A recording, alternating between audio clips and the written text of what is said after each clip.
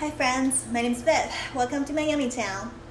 Following our delicious turkey gravy and bread stuffing spring rolls, today in our Act 2 of Thanksgiving leftover specials, we'll be making congee, which is a wonderful breakfast item that actually goes very well with spring rolls.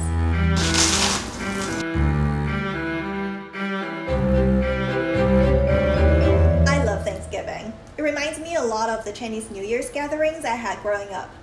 Family members get to reunite after a year's busy life and work away from each other and gorge on delicious foods.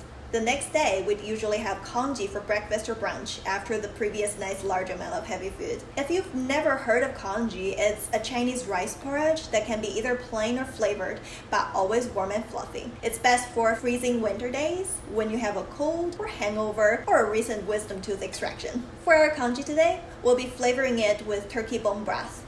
It's a big part of the Chinese food culture to utilize all parts of the animal in our cooking. So naturally, the first thing I did after I took the turkey out from the oven was to carve the meat out to serve, and then toss the bones into a large pot of water to make bone broth. Bring the pot to boil and then simmer for at least 4 hours. If you're not planning to use it on Thanksgiving Day, let it simmer overnight and you'll get even more flavors and nutrients into your broth. Once the broth is finished, I strained the broth and picked the turkey meat off the bones and shredded the meat with my hands. This way I can feel the meat to make sure not to leave any bone pieces in. Now we're ready to make congee. The trick to achieve ideal consistency in your congee is a rice to liquid volume ratio of 1 to 10. And the trick to get an ideal balance of flavors in congee is aromatics. Rinse the rice and chop the scallions when bringing your ingredients to your stove. Oil the pot lightly. Heat up the oil and stir in the turkey meat. In general, stir-frying the meat before boiling will better infuse the umami flavors into the dish. Once the turkey's flavor is released, stir in the rice to coat evenly in oil, infuse the meaty flavor, and loosen up the structure in the grains. Cooking rice in hot oil will evaporate the moisture in the grains and in the process puff up the rice a little bit. As a result, the congee will quickly come to a fluffy and soft texture. When the rice's color seems more solid and less transparent, add in the broth. Bring the broth to boil and then turn to medium-high heat. Cover the pot up and cook for 45 minutes.